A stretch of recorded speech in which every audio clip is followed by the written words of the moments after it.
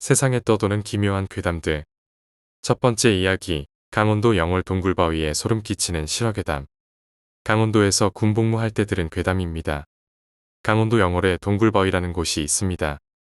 강물 안에 있는 커다란 바위가 있는데 그 바위에 동굴 같은 구멍이 있어서 붙여진 이름이죠. 이곳은 예전부터 경치가 좋아 사람들이 많이 오는 나름 알려진 곳인데 이상한 사고도 많이 나는 곳으로 그곳 주민들은 동굴바위 안에 원기가 있다고 믿고 있습니다. 하도 사고가 나서 수영 금지라는 경고판까지 있지만 1년에 몇 번씩 인명피해가 난다고 하죠. 2003년경에도 친구들과 놀러온 남자 한 명이 갑자기 없어져서 난리가 났었는데 일주일 후 잠수부들을 투입해 수색을 한 결과 동굴바위 속에서 시신을 발견할 수 있었다고 합니다. 그런데 동굴바위로 들어간 잠수부는 놀랐다고 하는데 물속에서 그 청년의 시신이 서 있었다고 합니다. 물에 빠진 시신을 건질 때 시신이 서 있으면 건드리면 안 된다는 게 잠수부들의 금기이긴 했지만 잠수부는 미신이라 생각하고 그 시신을 건지기 위해 시신에게 다가갔습니다. 그런데 다가간 순간 무언가 잠수부의 몸을 휘감았고 잠수부는 발버둥을 치며 빠져나오려고 했지만 자신을 잡아 끄는 힘이 다해 빠져나오긴 힘들었습니다. 잠수부는 점점 자신의 몸이 가라앉는 걸 느꼈는데 그의 귓속으로 여러 명의 여자들이 웃거나 울면서 말하는 소리가 생생하게 들렸다고 합니다. 다행히 동료 잠수부들이 다가와서 살 수 있었지만 무트로 올라와 보니 그의 몸에 마치 뱀이 지나간 자국 같은 게 나 있었고 그 잠수부는 그 일로 충격을 받고 잠수부 일을 그만뒀다고 합니다. 1월경에는 6살 된 산의 아이가 동굴 바위 안에서 익사한 채 발견됐다고 하는데 사건이 있기 전 3일 전부터 아이가 자꾸 없어지곤 했답니다. 부모가 자꾸 어디 가냐고 다그치자 누나들이 자기랑 놀자고 불렀다고 했다는군요. 게다가 아이의 어머니도 꿈에서 5명의 여자들이 나와서 자기 아들을 데려가는 꿈을 반복해서 꾸었다고 합니다. 그래서 아이를 밖에 못 나가게 했는데 부모가 잠시 한눈을 판 사이 아이가 사라졌고 부모들이 찾으러 나왔을 때 동굴바위의 강 어귀에 아이의 신발과 옷가지가 널려 있었습니다. 당시 강원도의 매서운 겨울 날씨 때문에 강은 온통 얼어 있었고 마을 어른들은 얼어붙은 강을 건너 동굴바위로 다가가 물속을 살폈지만 아이의 시신을 발견하지 못했습니다. 동굴바위에는 겨울에도 물이 잘 얼지 않는다고 하네요. 결국 경찰에 신고하고 인근 부대의 협조를 얻어 동굴바위를 수색했고 물속에서 아이의 시신을 발견했습니다. 아이의 사인은 얼어붙은 강을 건너 동굴바위 안으로 갔다가 익사했다고 결론 났습니다만 그런데 아이가 엄청 추운 날씨에도 불구하고 강가에 신을 벗어놓고 내복 차림에 맨발로 얼어붙은 강을 건너 동굴바위까지 가서 빠져 죽었다는 게 좀 미심쩍긴 했었죠. 경찰은 혹시 타살로 여기고 수사를 했으나 아이의 몸엔 아무런 자상도 누군가 끌고 간 흔적도 없었다고 합니다. 마을 사람들은 아이가 귀신에게 홀려서 그런 거라고 믿고 있다고 합니다. 두 번째 이야기, 미국의 보호소 괴담. 1872년 11월 10일 이른 아침, 미국 뉴올리언즈 제사관구 경찰서에는 교도소에 가기 전에 죄수를 임시로 가두는 여러 개의 독방으로 된 보호소가 몇 개 있었습니다. 그런데 이 중 7호 독방에서 감금돼 있던 여죄수 메어리 테일러가 이마에 자상을 입은 채 옷을 찢어 묶고는 목을 매서 자살하려 하고 있는 것을 순찰을 돌고 있던 간수들이 발견했습니다. 그들은 서둘러 자살을 막았고 메어리를 병원으로 후송시켰는데 그녀는 연신 뭔가 알 수 없는 소리로 중얼거리고 있었습니다. 그 뒤 그녀의 자살 이유를 조사하던 경관과 의사 2명은 그녀가 정신을 차리자 자살 시도를 한 이유를 물었고 그녀가 한 이야기는 아주 이상한 얘기였습니다. 그날 독방 침대에 누워 잠을 자고 있던 메어리는 뭔가 알 수 없는 차가움이 느껴져 눈을 떴습니다. 그러자 그녀의 눈앞에는 사람의 형상이 보였습니다.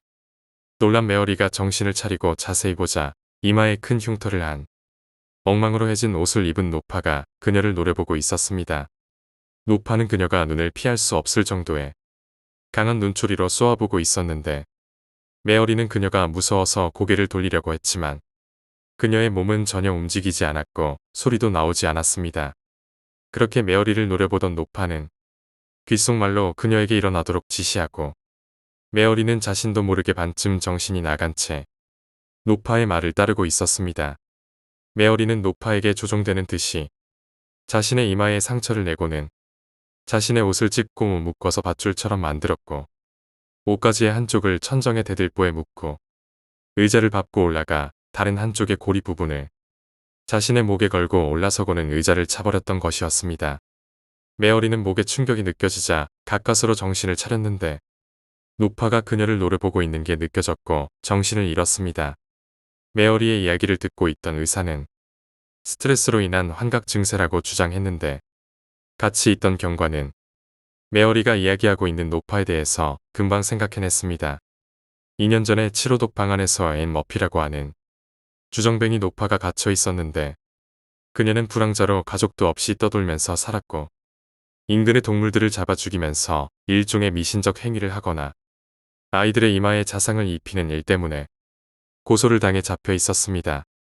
앤 머피는 그 감옥에서 옷가지를 찢어 자살을 했는데 그 이후로 5명의 죄수가 치료독방에서 똑같이 자살한 일이 발생했습니다.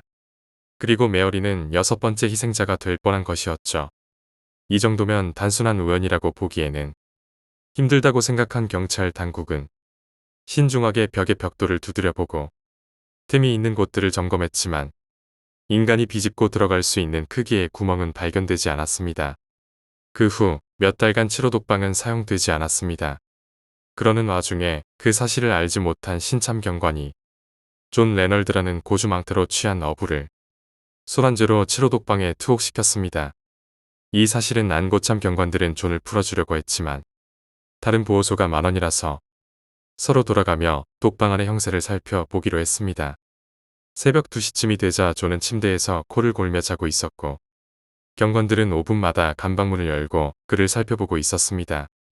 새벽 4시까지는 별 일이 없었고 경관들도 슬슬 지쳐갈 무렵 돌연 코 고는 소리가 들리지 않았습니다. 뭔가 안 좋은 느낌이 들었기에 경관들이 독방에 들어가자 존이 메어리가 한 것과 똑같이 자신이 입고 있던 셔츠를 찢어 고리줄을 만들어서 대들보에 연결하고 있는 모습이 보였습니다. 간수들에 의해 간발의 차이로 목숨을 부지하게 된 존 역시 이마에 자상이 나 있었고 조사 경관에게 자신의 경험을 이야기하기 시작했는데 그가 한 진술 역시 메어리가 증언한 그대로 낡은 옷을 입고 낡은 슬리퍼를 신은 이마에 흉터를 가진 노파를 보았고 그 노파가 시키는 대로 했다고 진술했습니다. 결국 치료독방은 폐쇄됐다고 합니다. 또 하나 놀라운 일은 생전에 애는 자신의 흉터 때문인지 인근의 아이들의 이마에 손톱으로 상처를 내곤 했는데 그 노파에게 조종되어졌다고 생각되는 자살한 5명의 시신을 살핀 의학적 보고서에 의하면 전원의 이마에 자신이 스스로 낸 듯한 핥힌 상처가 나 있었다고 합니다. 세 번째 이야기, 빙의. 말레이시아에서 일어난 일이라고 합니다. 1987년 6월경 야간 업무를 보고 있던 경찰관 안톤 마르가는 갑작스레 경찰서로 소리 지르며 뛰어온 여인을 보고 놀랐습니다. 경찰서에 뛰어든 여인은 20대의 젊은 여성이었는데 그녀는 머리를 산발한 채 붉게 충혈된 눈으로 안톤의 어깨를 잡고는 살려달라고 소리를 지르는 것이었습니다. 안톤과 동료들은 여인을 진정시키려 했으나 여인은 연신 자신의 귀에 뭔가가 들린다며 소리를 멈추게 해달라고 소리를 질러댔습니다. 여인의 신원을 조사한 경찰들은 보호자인 남편에게 연락을 시도했으나 연락이 닿지 않자 결국 정신병원에 전화를 걸었고 그녀는 정신병원으로 실려갔습니다. 다음날 병원으로 찾아간 안톤은 어제 난동을 부린 여인의 남편을 만났습니다. 그는 상당히 힘들어 보였는데 새 집으로 이사한 다음부터 아내가 점점 이상해지고 있다고 증언했습니다. 새 집으로 온 다음 날부터 아내는 집에 혼자 있는 걸 싫어했으며 자신의 직장에 전화를 걸어 자꾸만 새 집에서 눈에 안 보이는 사람들이 자신에게 말을 건다며 호소했지만 남편은 그녀가 몸이 약해서 헛것을 본다고 생각했습니다. 남편은 곧 그러다 말겠지 했지만 아내의 행동은 점점 이상해졌습니다. 늘 잘 웃고 사교적이던 아내는 늘 찡그린 얼굴이었고 이웃들과 싸우기 일쑤였습니다. 밤마다 발작 증세가 심해졌고 몇 주뒤 일을 끝낸 남편이 집에 가보니 자신들이 키우던 고양이가 죽어 있는 걸 보고는 놀래서 아내를 불렀는데 아내는 고양이가 말을 안 들어서 죽였다고 하는 것이었습니다. 그는 아내가 점점 무서워졌고 아내를 친정으로 보냈지만 그곳에서도 아내는 난동을 부렸습니다. 아내는 자신이 어디를 가든 귓속에서 자꾸 총소리가 나며 피투성이가 된 여러 명의 사람들이 계속 말을 걸며 괴롭힌다고 호소했습니다. 이 일이 계속되자 견디지 못한 남편이 집을 나갔고 아내는 경찰서로 뛰어든 것이었습니다. 남편의 호소를 들은 안토는 한번 조사해 보겠다고 했고 정신을 차린 아내에게 그녀에게 나타나는 사람들의 인상차기를 알 수 없냐고 물었습니다. 아내는 몇 가지 사람들의 모습과 특징을 진술했는데 2년 전 실종됐다고 신고된 사람들의 인상착의와 비슷하단 걸 알게 되었습니다. 2년 전 그들 부부가 살던 집에는 6명의 가족이 살았는데 어느 날 밖에 나가 있던 한 명을 제외하고는 실종된 사건이 있었습니다. 경찰은 그 사건을 조사했으나 실종자들의 행적은 밝히지 못했습니다. 안톤의 보고를 들은 경찰들은 최면 조사를 했는데 최면 도중 아내가 아닌 다른 사람들이 말하는 것처럼 인격이 바뀌더니 자신들이 그 집에 들어온 무장한 세 사람에게 살해당했고 약 10km 정도 떨어진 산에 안매장되었다고 증언했습니다. 경찰들은 반신반의했지만 혹시나 하는 마음에 다음날 아침 인부들을 동원하여 문제의 장소를 파내려 갔는데 그곳에서 5구의 유골들을 발견했습니다. 유골을 발견한 경찰들은 유골에 박힌 총알 등을 검사하여 범인들을 조사 결과 인근 산에 출몰한 마오이의 만행으로 밝혀졌습니다. 그 후 아내는 정신을 차렸으나 말레이시아 정부로부터 마오이의 일파라는 누명을 썼고 몇 년간 감옥 생활을 하다가 병사했다고 합니다. 네 번째 이야기, 따라오는 여자. 지금까지 살면서 실제로 겪었던 제일 무서웠던 얘기 하나 할게. 입대하기 바로 일주일 전이야. 당시 입대 일주일 전이라 거의 매일 놀면서 술만 퍼마셨지. 12일 그날도 친구들이랑 술 먹고 새벽에 귀가 중이었어. 집이 90년대에 지어진 3층짜리 빌라였거든. 우리 집은 3층이었고 입구에 들어오면서 시계를 보니 새벽 3시쯤 되었을 때야. 입구를 지나쳐 집으로 들어가는데 새벽이라서 깜깜하니 1층에서 불 켜고 들어가려고 했어. 그런데 3층에 불이 켜 있는 게 보였어. 복도 계단에 불은 센서가 붙어 있어서 사람이 지나가면 불이 켜지고 1분 정도 후에 꺼지거든. 그러니까 이 새벽에 누가 올라가면서 불을 킨 지 1분여 정도밖에 안 됐다는 거잖아. 그렇게 생각하며 올라가는데 3층에서 깜짝 놀랐어. 웬 처음 보는 내 또래의 여자애가 서 있는 게 아니겠어. 속으로 무지무지 놀랐지만 태연한 척하면서 집으로 들어갔어. 그리고 집에서 자려고 하니 잠도 안 오고 해서 게임을 했지. 그렇게 한 4시쯤 됐을까. 누가 3층에서 아래로 내려가는 발자국 소리가 들렸어. 그리고 며칠 지나고 그 일을 까맣게 잊고 지내다. 입대 3일 전, 그날도 역시 친구들과 술 먹고 새벽에 귀가 중이었지. 입구에서 슬그머니 시계를 보니 새벽 3시. 문득 떠오르는 4일 전에 그 일. 속으로 의식하면서 집으로 들어가는데 다행히 아무도 없더라고. 그냥 피식하면서 집에 들어가서 게임을 하고 있었는데 한 30분쯤 지났을까 저 1층부터 들려오는 발자국 소리. 또각거리던 소리는 3층까지 올라와서 멈췄지. 3층까지 올라온 소리가 멈췄으면 앞집이나 우리 집에 무슨 볼일이 있는 것일 텐데 조용하더라고. 호기심에 집 대문에 조용히 가서 집 문 밖을 볼 수 있는 작은 렌즈 같은 구멍으로 밖을 내다봤지. 4일 전 그 애가 앞집을 바라보면서 서 있더라고. 불을 켜고 불이 꺼지면 다시 켜고 이 짓을 반복하면서 계속 있더군. 호기심도 생기고 무섭기도 해서 쭉 그런 행동을 지켜보고 있었는데 생각해보니 그 만한 여자애가 앞집을 새벽 3시에 죽치고 보고 있을 경우가 없었지. 참고로 앞집 소개를 하면 나이 많은 노부부만 살고 있었어. 벌써 우리 집이랑 10년 넘게 살아서 친하게 지내고 있고 딸이 3명 있는데 다 시집가서 살고 있는 상태고 참 이상하고 기괴한 연일세 하면서 30분 정도 몰래 보고 있으니 4시쯤 내려가더군. 2번이나 이런 일이 있었으니 그 다음날 친구들에게 이 얘기를 했지. 친구들은 걔 미친 거 아니야 이런 말도 하고 나 좋아하는 앤데 입대한다니까 온 거 아니냐 이런 애도 있고 여하튼 이런저런 얘기를 하는데 어떤 친구가 그러지 말고 걔가 한 번 더 나타나면 한 번 쫓아가 보라고 하더라고. 이런저런 얘기하다가 그날은 좀 일찍 집에 들어갔지. 입대 이틀 전이니까 잠이 올 리가 없지. 인터넷을 하면서 새벽까지 개기고 있는데 저 1층부터 들려오는 발자국 소리에 겁이 나기 시작하더군. 시간은 새벽 3시쯤. 쿵쿵거리는 가슴을 쓸어안고 다시 구멍으로 밖을 보니 역시 그 여자애가 있더라고. 몇 분쯤 관찰을 했을까. 불을 켜고 앞집을 바라보고 있다가 불이 꺼지면 다시 켜서 그런 행동을 되풀이하고 있는 그 여자아이. 낮에 친구가 한 얘기가 생각이 났지. 한번 따라고 보라고. 그럼 알게 될 거 아니냐고. 솔직히 겁났지만 그만큼 궁금하고 뭐랄까 그런 스릴이 있잖아. 꼭 이번에 따라가리라 맘먹고 신발까지 살짝 신고서 계속 구멍으로 보고 있었는데 그러다가 따라가기는커녕 그만 그 자리에 풀썩 주저앉고 말았지. 불이 꺼지고 좀 이따 불이 켜지는데 그 사이에 그 애가 돌아서서 나를 보면서 웃고 있더라고.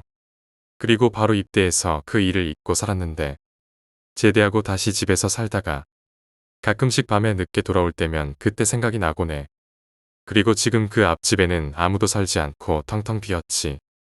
그 노부부들은 어딜 갔는지 모르겠고 내가 군대에 2년 있을 동안 그 집은 빈집이 되었거든. 물론 그 후로는 그 여자애를 2번 다시 본 적이 없어. 그 애는 과연 무엇이었을까? 대낮인데 지금 생각해봐도 오싹해. 5번째 이야기, 이상한 민가. 예전 대학생 시절 취미로 특별히 목적지를 정해두지 않고 차를 끌고 멀리 나가곤 했을 때 겪은 이야기입니다. 이때도 취미로 저 혼자 차를 운전해서 고속도로를 달리다가 문득 아무것도 쓰이지 않은 출구 간판을 우연히 발견했고 충동적으로 그곳에 가보기 위해 핸들을 꺾었습니다. 그 방향으로 들어가 한참을 운전해도 주택지와는 다소 거리가 있는 산속이어서 휴게소나 주차구역도 한참을 나오지 않았고 이 지역에는 민가도 딱히 보이지 않아서 제 차 외에는 앞뒤로 전혀 다른 차는 보이지 않았습니다. 하지만 주변 자연경관이 좋아서 기분이 좋았던 탓에 그쪽 출구 쪽으로 나가려고 간판을 따라 잠시 나아가니 고속도로임에도 불구하고 도로 바로 양쪽에 민가 몇 채가 있었습니다. 고속도로에 웬 민가가 있지? 놀랐던 저는 마침 주변에 다른 차들도 없던 만큼 속도를 줄여서 천천히 그 주변을 돌아보며 운전했습니다. 자세히 살펴보니 아무래도 그곳은 일종의 마을인 것 같았고 수십 채의 집이나 용도를 알 수 없는 건물이 밀집해 있는 장소로 보였습니다. 그렇게 주변을 돌아보니 바로 눈앞에는 문제가 있는 차들을 위한 카센터가 보였고 그 옆에 주차할 수 있는 공간이 보였습니다. 그래서 주차 공간 근처로 가보니 음료 자판기가 보였습니다. 평소 취미생활 때문에 차 안에 쌍안경이 있었기 때문에 저는 그 공간에 차를 세우고 깜빡이를 켜놓은 뒤 자판기에서 음료를 뽑으면서 잠시 동안 근처 민가 쪽을 향해서 쌍안경으로 관찰하기 시작했습니다. 일단 먼저 자판기에 돈을 넣고 핫초코 버튼을 눌렀는데 뜬금없이 탄산 레몬 주스가 나왔습니다. 그때까지는 주변을 살펴볼 호기심으로 가득 차 있었지만 평소 속이 좁았던 저는 다른 음료가 나온 것에 순간 불쾌해져서 이걸 어디에 가서 말해야 되지? 주변에 카센터 사장님은 안 계시나? 라고 생각했습니다. 그래서 자판기 주변에서 연락처를 찾아보니 전화번호는 없었고 주소 하나가 적혀 있었습니다. 주소를 자세히 보니 아무래도 그 주소는 이 주변인 것 같았습니다. 주변을 한 바퀴 돌아보니 바로 근처에 민가와 건물 뒤쪽에 자판기와 같은 메이커가 크게 인쇄된 트럭을 발견할 수 있었습니다. 저 트럭이 이 자판기 보충을 하러 온 차인가 보네. 라고 생각한 저는 마침 거리도 얼마 떨어져 있지 않아서 그곳으로 가서 음료수를 바꿔달라고 말하기로 결심했습니다. 트럭 쪽으로 걸어가면서 민가가 모인 쪽도 한번 살펴봤지만 그쪽에서는 사람이라곤 한 명도 찾을 수 없었습니다. 그러다 그 민가들 중 집 한 채 정도 조금 높은 장소에 유난히 큰 4층 사각형 집이 눈에 들어와서 전 아무 생각 없이 들고 있던 쌍안경으로 그곳을 들여다보았습니다. 그런데 그곳 옥상에 사람이 한 명 서 있는 게 보였습니다. 쌍안경의 줌 상태를 조절하면서 머리부터 아래로 훑으며 천천히 내려갔는데 이 사람의 복장이 다소 기묘했습니다. 정육점에서나 입을 만한 앞치마를 한 상태였고 허리에는 정육점에서 쓰는 푸주칼이 걸려 있었는데 바닥 쪽을 보자 사람 한 명이 머리에서 피를 흘린 채 쓰러져 있는 것을 봤습니다. 깜짝 놀라 쌍안경에서 순간 눈을 뗐다가 다시 한번 쌍안경으로 그곳을 바라보니 머리에서 피를 흘리며 쓰러져 있던 사람은 옥상에서 남자에 의해 질질 끌려가고 있었습니다. 멀리서 육안으로 보면 잘 보이지 않았지만 쌍안경으로 보면 머리에서 피 흘리는 사람을 질질 끌고 가는 것을 보니 순간 너무 무서워서 온몸이 굳어지는 게 느껴졌습니다. 소리를 지르고 싶을 정도로 긴장되기 시작했지만 그때 주변의 다른 민가 몇 채에서 거의 동시에 문을 열고 남자 몇 명이 나오는 것이 보였습니다. 다행히 거리가 있었기 때문에 다들 이쪽을 보지는 않았고 저는 제 차의 시동을 켜둔 채였기 때문에 차로 바로 뛰어간 뒤 이곳에서 도망치기로 생각했습니다. 그리고 운전을 해서 나가기 시작했는데 이 장소에서 불과 50m 떨어진 곳에 바로 고속도로 출구가 있었습니다. 그 안에 사람이 없어 잠깐 놀랐지만 알고 보니 무인 고속 자동 통과 시스템이었습니다. 그곳을 보자마자 저는 바로 그곳을 통과해서 그 고속도로를 빠져나왔습니다. 100m로 뒤를 돌아보지도 않고 무작정 달렸는데 이윽고 지극히 평범하고 작은 동네에 도착할 수 있어서 안심했고 저는 제가 목격한 것을 바로 그곳 경찰에 신고했습니다. 처음에 얘기를 들은 경찰은 제 말을 믿지 않았는데 그 고속도로에 민가가 있는 것은 맞지만 버려진 지가 한참 돼서 사는 사람이 아무도 없다고 했습니다. 하지만 저의 거듭되는 강력한 주장에 마지못한 얼굴로 확인은 해보겠다며 잠시 기다리라고 하며 경찰 몇 명이 그곳으로 향했습니다. 이후에 경찰들이 그곳으로 향했는데 생각보다 일이 커져서 사람은 보지 못했지만 그곳에서 식칼들과 혈흔등을 목격했기 때문에 대도시의 경찰 쪽으로 지원을 요청했고 과학수사요원 등까지 오며 조사를 하자 신원을 알 수 없는 여러 사람의 혈흔등이 나왔다고 하고 수사를 진행할 것이라는 대답을 들을 수 있었습니다. 다만 이 일 자체는 제가 대학생 시절 겪은 일인데 몇 년 후 직장을 다니는 지금까지도 해결되지 않았습니다. 혈흔 외의 용의자를 특정할 만한 어떤 증거나 단서를 찾을 수가 없어 수사가 매우 어렵다는 말을 들었습니다. 또 그 민가 자체는 서류상으로도 예전에 소멸한 지역으로 지도에서도 공식적으로는 저 민가는 사라진 곳이라는 말만을 들었습니다. 이 일을 겪은 이후로 더 이상 홀로 여행하는 취미는 즐기지 않게 되었습니다. 6번째 이야기, 불법 치료적 괴담. 이 이야기는 2008년 3월 7일 경기도 양주시에 살고 있던 14살의 여중생 강양이 외국인 노동자로 일하고 있었던 필리핀 출신의 불법 체류자였던 빌리가스 준페럴에 의해서 무참하게 살해된 사건입니다. 양주 여중생 살인사건의 범인 빌리가스 준페럴은 2001년 관광비자로 한국에 입국했었고 이후 제때 출국하지 않아 불법 체류자 신분이 되고 말았습니다. 처음부터 입국 목적이 관광이 아니라 취업이었기 때문에 의도적인 출국 기피자였던 걸로 보입니다. 이후 그는 본인의 친형이 일하고 있던 경기도 양주의 한 섬유공장에 취업하게 되는데 이곳은 필리핀, 방글라데시, 태국 등의 외국인 노동자들이 집단으로 거주하고 있던 상태였다고 합니다. 범인 빌리가스 준페럴이 일하고 있던 공장에서 3km 떨어진 곳에 양주시 회암동의 한 주택가에 일종의 공동주택이 있었다고 합니다. 이 공동주택은 컨테이너 3개를 나란히 이어 붙여서 만들었던 공동주택이었다고 합니다. 첫 번째 컨테이너에는 한국인 변 씨가 일남일녀의 자녀와 함께 살고 있었고 나머지는 섬유공장에서 일하는 필리핀 노동자들의 공동 기숙사로 사용되고 있었다고 합니다. 범행을 저지르기 전 빌리가스 준페럴은 친형이 살고 있는 공동주택에 가끔씩 들르며 여기에 살고 있는 강양을 유심히 지켜보다가 강양의 어머니가 일하러 나간 뒤엔 보호자가 없다는 걸 알고 범죄를 저지르기로 결심합니다. 2008년 3월 7일 공장에서 근무를 마친 빌리가스 준페럴은 친구들과 함께 동두천 인근 클럽에서 술을 마셨다고 합니다. 평소 같았으면 이후에는 저녁 공장에 가서 야근을 해야 했지만 그는 공장 대신 3km쯤 떨어진 양주시 회암동의 한 주택가로 향합니다. 범인은 이곳으로 와서 강양이 살고 있던 공동주택의 문을 두드리며 안을 살피는데 마당에 개들이 짖기 시작했고 이때 개들을 진정시키기 위해 집 안에서 나오는 강양을 보고 혼자 있다는 것을 확인합니다.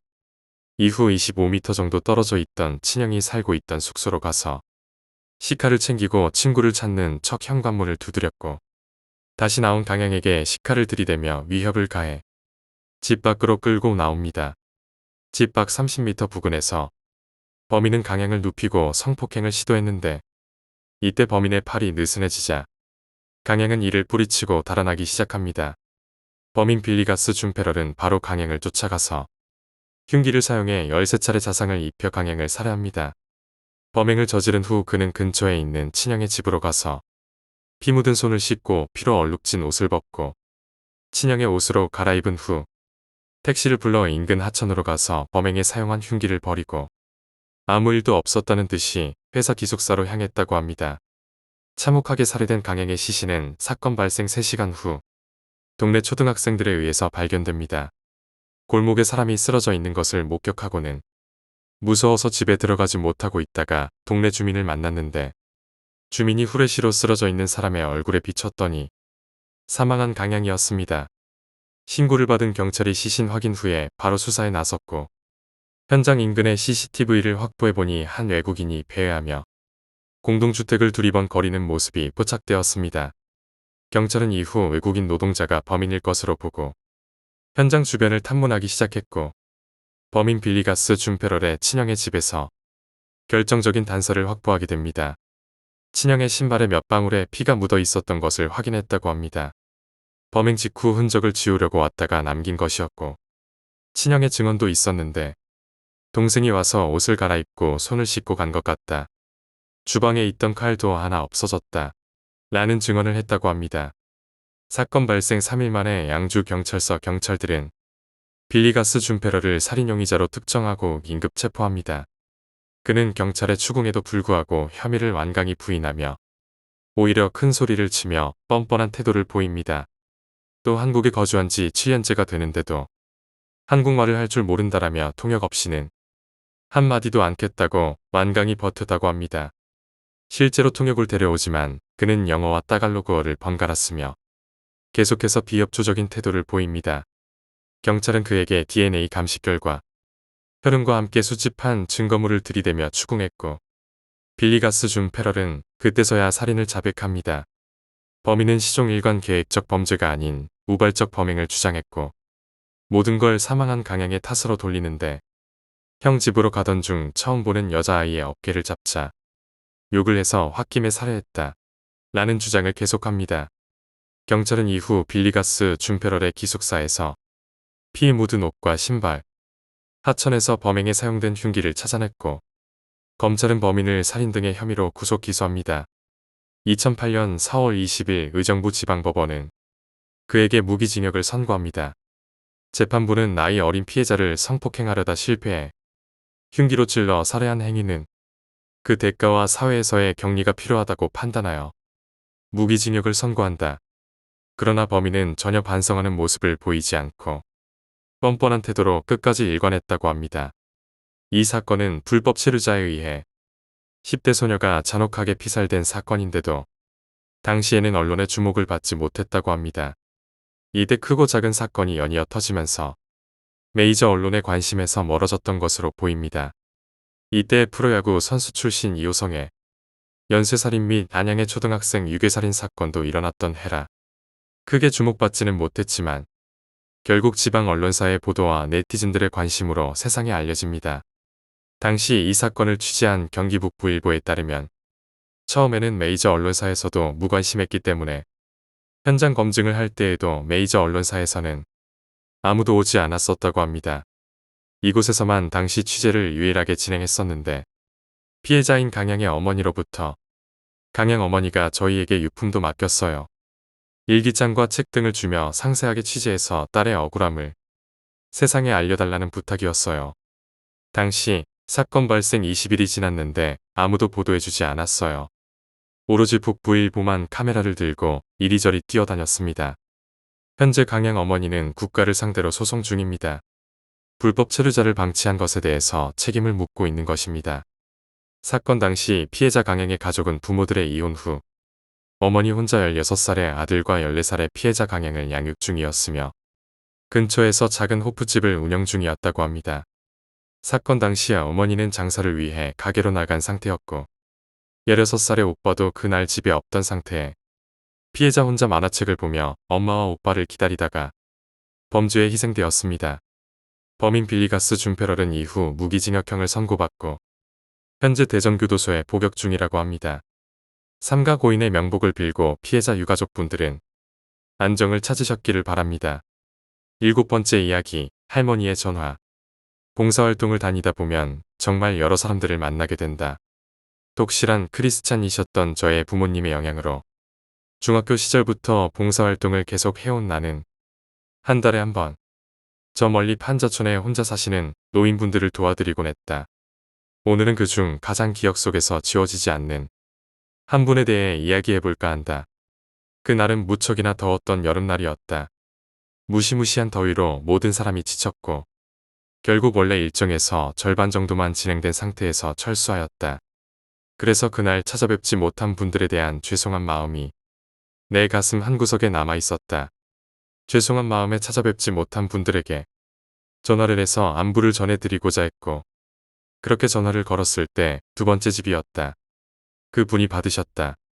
처음 뵙겠습니다. 이 말로 시작된 전화통화는 이어지고 이어져 1시간이 넘게 지속되었다. 딸이 3명 있는데 모두 결혼하고는 전화가 안 된다고 하셨고 할아버지가 돌아가신 뒤로는 외롭다라는 말만 반복하셨다. 그렇게 이어지던 전화는 꼭 찾아뵙겠다는 약속 후에 전화를 끊을 수 있었다. 그렇게 몇 주 후 봉사활동 팀 2명과 함께 할머니 댁에 찾아뵙게 되었다. 할머니 댁은 꽤나 깊은 곳에 있었고 생각보다 집도 괜찮고 할머니도 정정하셨다. 그렇게 2시간 정도 이야기를 나눈 뒤 집으로 돌아가려고 하니 할머니는 조심스럽게 전화번호 좀 가르쳐달라고 하셔서 선뜻 내 번호를 드렸다. 문제는 그때부터였다. 다음날부터 내 전화기는 언제나 통화 중이었고 통화 시간은 점점 길어지고 통화 횟수도 감당 못할 만큼 늘어났다. 평일과 주말을 가리지 않고 쉴 새 없이 전화가 와서 정상적인 생활도 불가능하고 남자친구와의 불화도 생겼다. 하루 이틀이 아니라 한 달 정도 겪으니 안 되겠다 싶어서 통화 도중에 조심스럽게 말을 꺼냈다. 할머니, 저도 전화를 계속 받고 싶지만 학생이라 할 일도 있고 계속 전화 받기는 힘들 것 같아요. 대답도 없이 할머니는 전화를 끊으셨고 나쁜 생각이지만 한편으로는 다행이라 생각했다. 그 이후 단 한 통의 전화도 오지 않았고 한편으로는 걱정이 되기 시작했다. 한 달 후 다시 그곳에 봉사활동 갈 일이 생겼다. 잘 됐다 싶어 할머니에게 전화를 걸었다. 할머니, 잘 지내시죠? 이 근처에 왔는데 할머니 잠깐 뵙고 갈까 해서요. 근데 이상했다. 뭔가 말씀을 하고 계시지만 통화 음질이 이상한 건지 잘 안 들려서 몇몇 단어들로 대화를 이어나갔다. 할머니 집으로 올라가는 내내 통화는 계속되었고 한참을 올라가다 보니 할머니의 집 앞에 도착했다. 갑자기 할머니가 소리를 지르셨고 깜짝 놀랐지만 일단 문을 열었다. 할머니는 목에 전화기줄이 감긴 채로 이미 돌아가신 상태였다. 나중에 들은 이야기이지만 할머니가 돌아가신 날은 저와 마지막 통화 후였고 할머니를 발견한 그 날까지 약 한 달여간의 시간 동안 그대로 방치되어 있었던 것이다. 너무나도 더웠던 그 한 달이라는 시간 동안 어떻게 그 정도까지 사체가 잘 보존될 수 있었는지 아직도 의견이 분분하다고 했다. 이 일이 있고 나서는 나는 몇 달간 거의 아무것도 못하고 먹지도 못하고 집 밖으로 나가지도 못했다. 아직도 그때 그 얼굴과 눈빛이 지나칠 정도로 선명하게 기억이 난다. 아니 무엇보다 할머니에게서 오는 전화가 멈추질 않는다. 8번째 이야기, 하숙집 괴담. 역세권의 학교도 가까웠고 금액도 저렴했기 때문에 사는 데는 문제가 전혀 없었습니다. 하지만 집 자체가 오래돼서 그런지 여기저기 문제가 많았습니다. 그중 가장 괴로웠던 건 난방이 잘 안 되다 보니 방에 들어오면 굉장할 정도로 차가운 공기가 방 안을 채우고 있다는 것이었죠. 당연히 바닥도 얼음장처럼 차가웠고요. 이건 좀 아니다 싶어서 주인 아주머니한테 말해봤지만 조금만 더 기다리라고 수리기사를 부르겠다고 하시더군요. 저는 수리기사가 올 때까지라도 일단 하는 수 없이 이불을 둘러쓰고 공부를 했습니다. 근데 왠지 모르게 인기척이 느껴져 뒤를 돌아봤습니다. 문이 조금 열려 있더군요. 그때 전 문고리가 헐러서 그냥 그러려니 하고 문을 닫고 계속 공부를 했습니다. 그러다가 한 번은 인기척과 함께 문소리가 들리기에 돌아보니까 문틈 사이로 뭔가 보이더라고요. 그날은 여러 가지로 며칠 동안 무리를 했던 상태라 굉장히 피곤했고 단순히 헛것을 본 거라 가볍게 여기고 넘겼습니다. 근데 아무리 생각해도 사람 얼굴인 것 같았습니다. 아무래도 찝찝한 기분이 가시질 않아서 다음날 아주머니한테 물어봤습니다. 무슨 말이냐며 자기는 그런 이야기 처음 들어본다고 하시며 인상을 쓰시더군요. 그래도 일단 알아본다고 하며 다른 애들 오면 물어보겠다네요. 그리고 그날 저녁 노트 필기 정리를 하다가 배가 아파서 잠시 화장실을 가기 위해 일어섰는데 사람 얼굴 2개가 열린 문틈 사이로 저를 보고 있었어요. 물론 그게 진짜 사람이라고 생각할 수도 있었지만 아니라고 생각할 수밖에 없었어요. 그건 눈이 없었으니까요. 전에 헛것을 본 게 아니었다고 확신했습니다. 살면서 귀신 한 번 안 보고 살아서 그런지 더 충격이었습니다. 그날 결국 전 뜬 눈으로 밤을 보내야 했고 그리고 다음날 밤 엄청난 양의 손들이 문 안으로 들어왔습니다. 그리고 저는 그 일이 있고 5일 후 하숙집을 나왔습니다. 표면적인 이유는 난방 문제라고 이야기했습니다. 지금 생각해보면 유난히 제 방을 휘감았던 한기는 굳이 난방 문제는 아니었을지도 모르겠네요.